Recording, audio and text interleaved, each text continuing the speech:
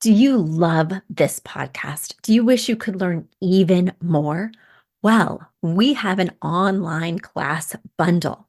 Our online class bundle is comprised of 3 online classes: beautifying your home for less, styling your home, and the fundamentals of feng shui.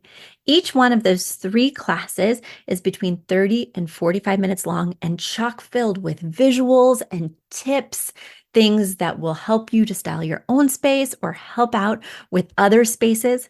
Additionally, with the pack of 3 classes, you get an autographed copy of my book, Affordable Interior Design. You get all of that for only $99. Once again, that's the 3 online classes as well as the book for only $99. You just go to affordableinteriordesign.com/classes. Once again, affordableinteriordesign.com/classes to buy your bundle today. And if one of those classes sounded intriguing, but maybe you already have my book or some of the other topics are not of interest, you can buy the classes individually at that site as well. Each class is $40. So head over to affordableinteriordesign.com/classes to get your bundle or your online class today.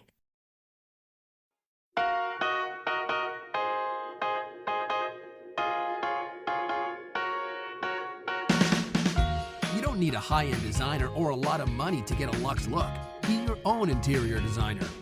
This is Affordable Interior Design, the podcast. Here's your host, Betsy Helmuth.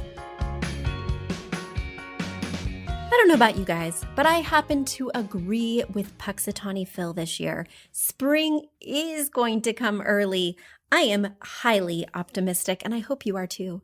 Today, I went online and I bought all the new decor items for our windows here at the storefront on Main Street in Dobbs Ferry.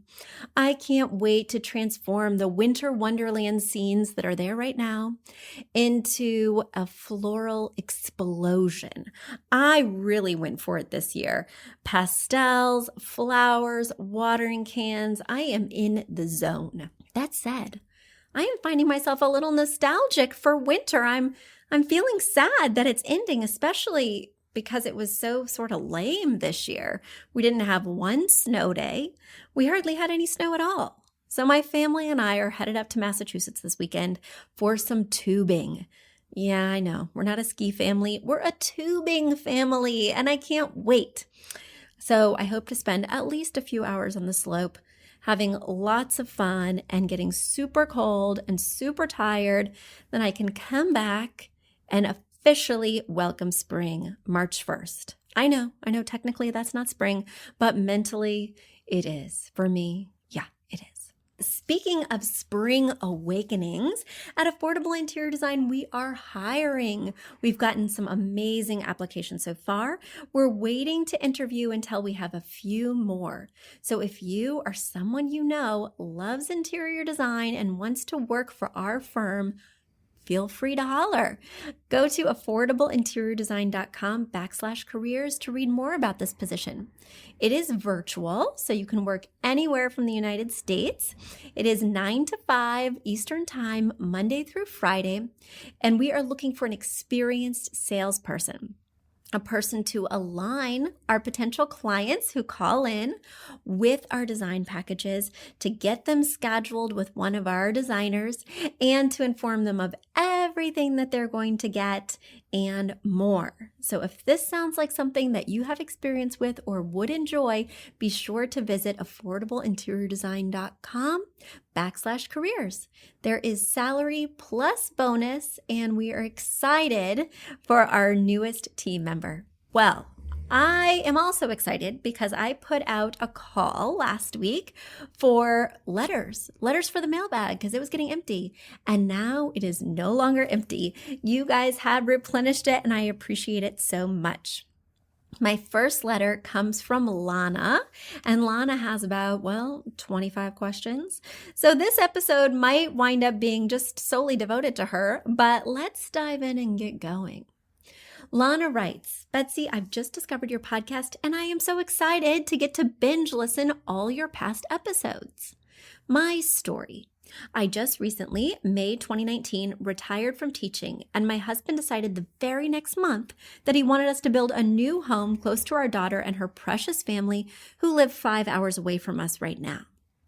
My problem, I am at a loss as to how to choose finishes for the new build and how to design the fireplace area, especially under this tight time frame. I feel kind of intimidated asking for help because I know so little about decorating. And I don't know that I can even explain what I'm hoping to do. I don't know the style I like, other than I like unfussy design. I don't like things in my house just for the sake of having a certain style. I like using meaningful and useful items in my space. I don't like contrived decorative items like farm fresh egg signs. We're also downsizing our home. Our new home will be a farmhouse style and will have a little over 2,600 square feet. The great room area, living room, dining room, kitchen, is 31 feet by 17 feet. I think I want gray walls. I'm thinking about Sherwin-Williams agreeable gray. I want white cabinets, a navy island, and white molding. I want the fireplace shiplap section to be gray also, but I don't know what should be around the fireplace inset. I actually don't know that I want shiplap, but I do know that I want a different texture in that area. All right, before I move on to the rest of your letter, Lana, let's stop right here.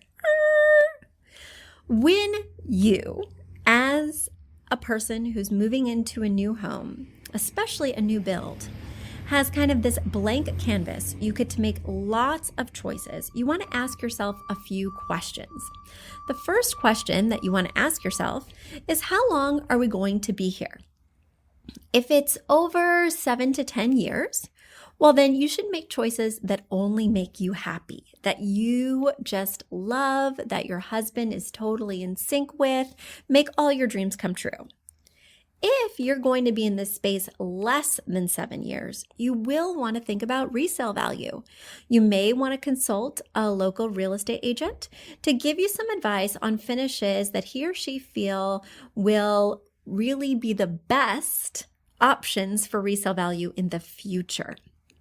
Now, it sounds like you don't really have that many dreams that you want to come true. You're kind of stuck on what to even ask for. When I have a client who is stuck, what I tell them to do is go look at inspiration photos. Now, from the photos you've provided, your space does have a very dominating look, and it is that contemporary farmhouse. It's white on the outside, looks crisp and fresh, but it does have large beams with raw wood. The shutters are raw wood. It has an amazing porch swing that's, again, that raw wood. But it does look like a new build. It doesn't look historic. So contemporary farmhouse is really the style that this exterior evokes. That being said, you can go in a slightly different direction inside. From inside, what I've seen from these sample pictures, there's gray stained floors that show a lot of the wood grain. I do think that gray stained floors are a little bit trendy right now, and I don't think they're necessarily going to be in fashion in 7 to 10 years. So if you have the opportunity to choose your floors, I might go with something more mid-tone, maybe something ashier rather than warm, but I wouldn't go for a gray stain.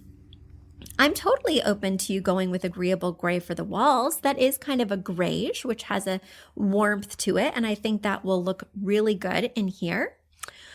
It sounds like, from the fact that you shared with me that you want to have a navy island, that you do have quite a bit of style, Lana. You are willing to take some risks and make some choices that are a little bit outside the box. And I think that's awesome. You just want to find those inspiration pictures that really resonate with you.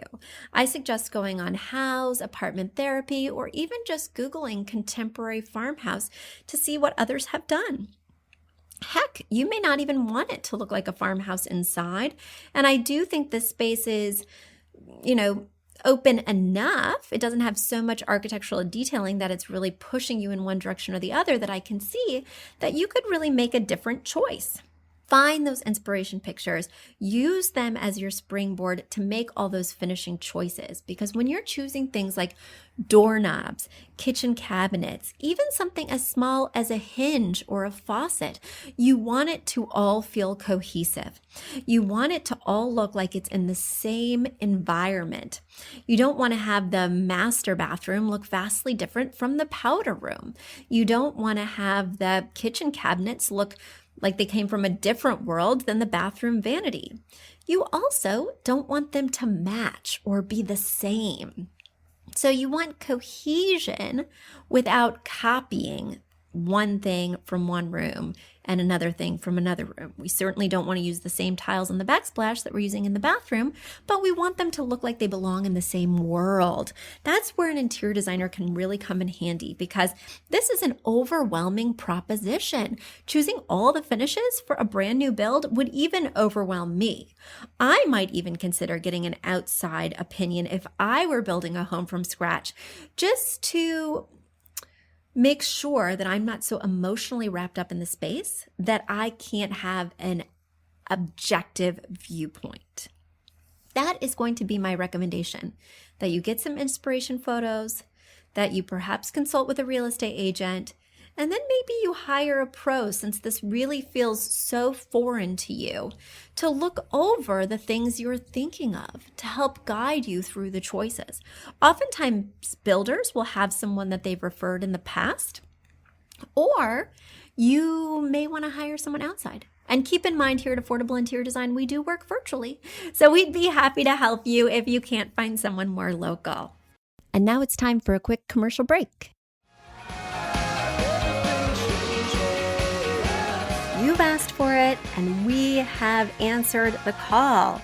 For years, you've been saying, Betsy, you're talking about all these great design concepts, but we can't visualize them. You're describing the picture that the listener sent in of their problem, and we wish we could see that picture too. After all, a picture is worth 1,000 words, and I do my best to describe them, but there's nothing like seeing it for yourself. And that's why Affordable Interior Design, the podcast, now has a YouTube channel. Not only do we have a YouTube channel where you could see recordings and clips of these podcast episodes, we also have an Instagram, a Facebook, and so many other exciting things. You should check it out. Head over to affordableinteriordesign.com/links. Once again, affordableinteriordesign.com/LINKS. links. And when you go there, you will see links to our YouTube page, our Instagram page, our Facebook page, and more. Please check it out, follow and subscribe so you can see everything I'm talking about.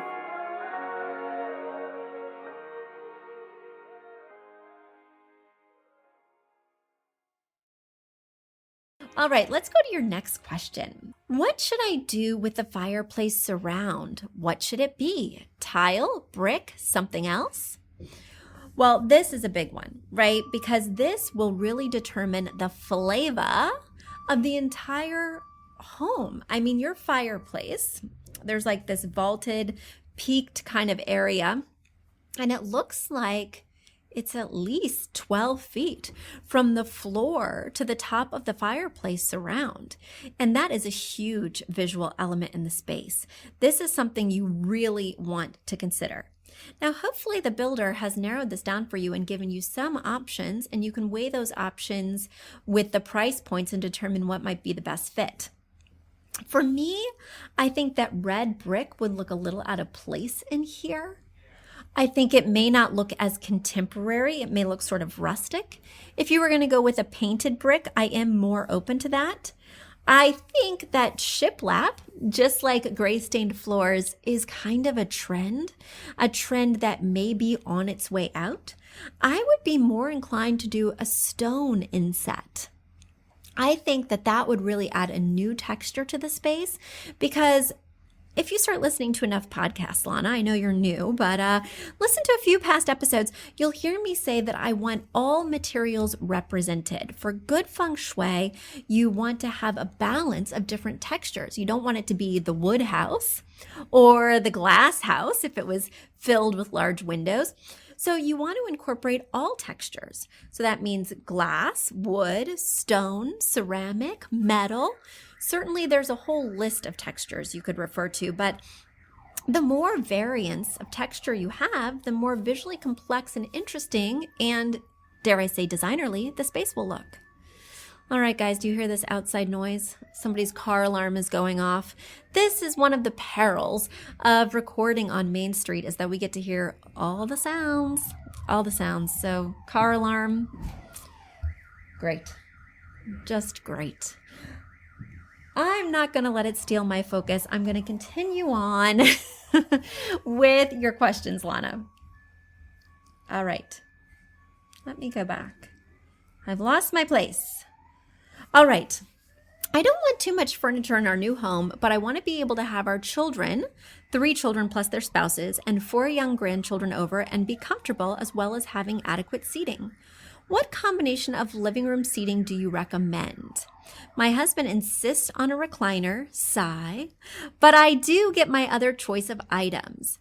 I want the fireplace wall to be as balanced looking as possible when there is a 65-inch TV on one side. Okay, so you're not going to put the TV above the fireplace, which I think is a smart idea because oftentimes that makes it too high for comfortable viewing. Rather, you're going to put it to the right of the fireplace. And, whenever somebody tells me they have a ton of people that they want to have over, the most spatially economical way to do that is with a sectional. A sectional is basically either a couch and a love seat or 2 couches, depending on the size, pasted together with a corner piece that serves as an amazing chaise if you're just on it alone, or it can really accommodate lots of people if you're having that party or gathering. When I'm looking at the space, my first impression, and keep in mind this is just a first impression, you'll want to do your due diligence and think of all the options and opportunities, but I am seeing a sectional here. And that way your husband can still have his recliner. Speaking of recliners, there are a lot of really streamlined, sleek, and contemporary recliners out there. Look at Room and Board, look at Crate and Barrel, look at West Elm. They all have recliners that are very comfortable and don't look like the bulky lazy boys from the days of yore. Heck, even Lazy Boy now has some more contemporary styles that look much sleeker and less bulky than their previous iterations. In fact, you might like his recliner so much that you might want to put 2 over there in front of the windows. Now, again, this is just my first impression and I want you to do your due diligence, but I certainly think you can accommodate your husband's request and a large sectional, and that will easily seat 6 people. If you do another chair besides a recliner, we're talking 7. And you want to keep in mind my rule of thumb. You want to design for how you live 350 days a year. So if one day a month you're having a huge blowout event with 10 people, well, you really shouldn't design for it because day to day it's going to impact your living space. Rather, you will make it work on those rare occasions when everybody is over. You can bring over dining chairs, you can pull chairs from other rooms like a study, like using a desk chair. There are options. All right, here you continue. I've attached my rough drawing to give you an idea of what I've come up with. I think I want an oversized round clock because of all the rectangle and square shapes in the shelves, but I'm open to any other ideas. The cabinet maker will do a custom build, but I am nervous about my ideas actually being functional and pleasing to the eye. All right, so there are built-ins flanking the fireplace surround, and on the right-hand side, you plan on putting the 65-inch TV, maybe instead of the shelving, and on the left-hand side, you plan on having the shelving. And then at the bottom, there are cabinets, as I can determine from your pictures and renderings.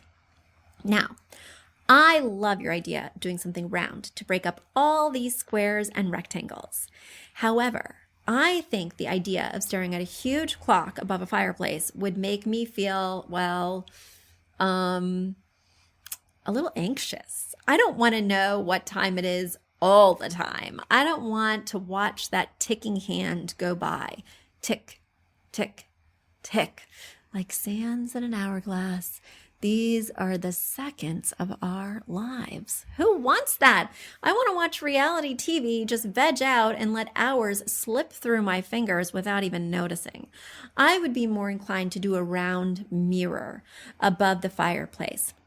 Not only would a round mirror reflect the light from the room and also just be visually interesting and sculptural, but also, according to feng shui, a mirror is representative of water, and a fireplace is, of course, representative of fire. And those two things balance each other out very well. So it would create visual harmony. All right, you continue. As you can see, I want stools that will be stored to the left and right of the fireplace. I want stools in order to provide extra seating for when we entertain, but then they will be out of the way at other times. I can have custom stools made, but I don't know how they should look. I also want a bench near the front door or opposite the wall from the fireplace with hooks above it that will also be custom made. I think that the bench and the stool should have upholstered seats for comfort. I want to be able to use this bench at our dining table for additional seating when we add leaves. What style bench or stools do you recommend? Well, I don't know if you've listened long enough for a Smackdown, Lana, but it's time. It's time for you to experience your first Betsy Smackdown. I think the idea of having stools and having people sit on a bench is not cool. I wanted to come up with a pun for stools and cool, but I just couldn't in the moment. It's not stool, Lana, it's not stool. The reason it's not cool is because nobody except your 4 grandchildren want to sit on a backless surface for more than 5 to 10 minutes. I mean, if you don't particularly like your son-in-law or daughter-in-law, well, I'm happy for you to put them on there. But people are not comfortable on stools. There's no back. And I will have a cocktail there while we discuss the weather for, like I said, 10 minutes, but anything longer than that and get me out of here. So unless you want to scare your guests off, backless stools and benches are not the way to go. They're good in a pinch, but they are not something you should rely on for extra seating. Same at a dining table. I mean, who wants to have a 3-course meal on a backless bench? Nobody over the age of, dare I say, 7? 10? So that is my 2 cents with benches and stools. Should you get them custom made? Oh, hell no. Hell no, because there are so many amazing options for stools and benches out there. And if these are not going to be primary pieces, why spend the big bucks getting them custom upholstered? Rather, use those funds for a bigger sectional and comfier recliner. I know your husband is going to be on board with this logic. All right, then you ask, Betsy, what type of window coverings would be good for a space like this? Well, your windows are standard, Lana. They are not too much wider than I would say 60 inches and not too much taller than I would say 72 inches. And that 60-inch window is divided into 2 panes. So you can easily dress this with blinds and drapes, which would make a fully dressed window. You could easily just do drapes and flank either side with a double wide panel and a rod across the top, or you could just do blinds. But because you do have such high ceilings, because there are so many cold textures in the space, be they wood, shiplap, metal, I think it would just be so nice to soften the look with drapes. So I would definitely do drapes, and I would consider blinds optional. Should you coordinate the window coverings from both the living room and the kitchen? In a kitchen, I don't like to use heavy drapes because they will get greasy and gross, and the smells and oils from your cooking will be absorbed in that fabric. Maybe you go with a simple, sleek blind in the kitchen, something that you could easily wipe or wash off. Maybe you continue those blinds, since this is an open concept space, in the living room, but then flank that window in the living room with the panels, with the drapes. Then you continue. Betsy, should the faucets, pot filler, cabinet hardware match? I want the island to be navy and the cabinets to be white, as I mentioned. I like the brass gold color, but I think that will be very dated in a couple of years. Well, you are right on, Lana. Your instincts are good. It will be very dated in a couple of years. Based on what I'm seeing from the exterior finishes, I would go with a black metal finish or a wrought iron metal finish throughout the space. And yes, I would coordinate the faucets, pot filler, and cabinet hardware. All right, you mentioned my husband insists on a ceiling fan in the living room, but I don't know what kind would be right for this cathedral ceiling. Well, that's not my favorite look because your ceiling is so wow and a ceiling fan is so not. that. But if you're going to go with a ceiling fan, you're going to want one that has a lot of down rods so that it can be lower. I would also recommend one that has a light that you could put on a dimmer switch. That just gives you options because you do have this big open concept space, which may not allow for lots of places to tuck lamps unless you have outlets in the floor. And, I would really try and dissuade him from that ceiling fan. I would hope that maybe you have central air since this is a new build and that you could do a really stunning, a real conversation piece of a light fixture up there. Something big and dramatic and, as I mentioned before, something wow. All right, then you go on. Should the kitchen island and dining table light fixtures match? How many bar stools can be at an 8-foot island? No. The kitchen island and dining table light fixtures should not match. They should go together, but not look like they came together as a set. I definitely want the dining table light fixture to have some wow. That is a real moment of grandeur where you could do something cool, especially because you're telling me that you want to put a lot of leaves in this table. This table is going to be big. So I might even recommend a linear chandelier, something that's much longer than it is wide, to really emphasize how big and amazing your dining table is. And then, of course, the kitchen island might have small pendants or something more diminutive. When measuring for bar stools at an island, you divide the length of the island by 22 to 24. So when I divide 8 feet, which is 96 inches, by 22 or 24, I get 4 stools. And there you go. Easy peasy. All right, you finish up by saying, I'm attaching pictures from the house plan and website to give you a better idea of the interior space. The builder says I have about 4 weeks until I have to start deciding on finishes. Any ideas would be appreciated, Lana. Well, Lana, not only did I give you any ideas, I gave you every idea. I gave you tons of ideas, and I hope that has inspired you. Now that we as listeners and me as the host are so invested in your space, you must share after photos with us. You must tell us what you do. I am so curious to find out, and I am excited for you. This sounds like an amazing opportunity to not only be close to family, but also to really design your dream house. So start finding some dreams, Lana. I have dreams for you. There we go. Guys, it has been such a pleasure. Please keep those questions coming. Send them to info@affordableinteriordesign.com. Please write us a 5-star review on iTunes. It makes such a difference. And until next week, bye.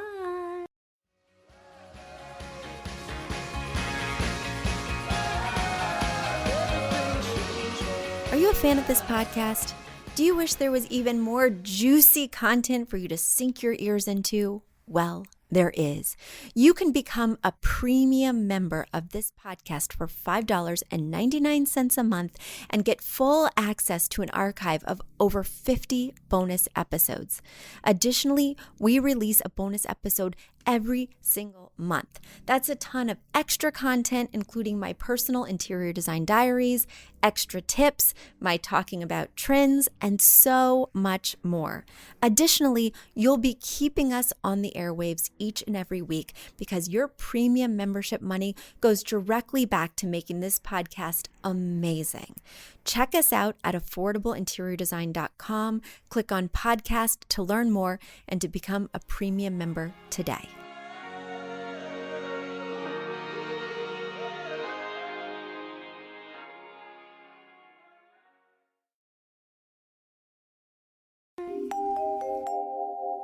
A big thank you to our amazing producer, Catherine Heller, to Aton and the MVCR House Band, and to Affordable Interior Design, the sponsor of this podcast and the premier place to get an amazing look on a budget.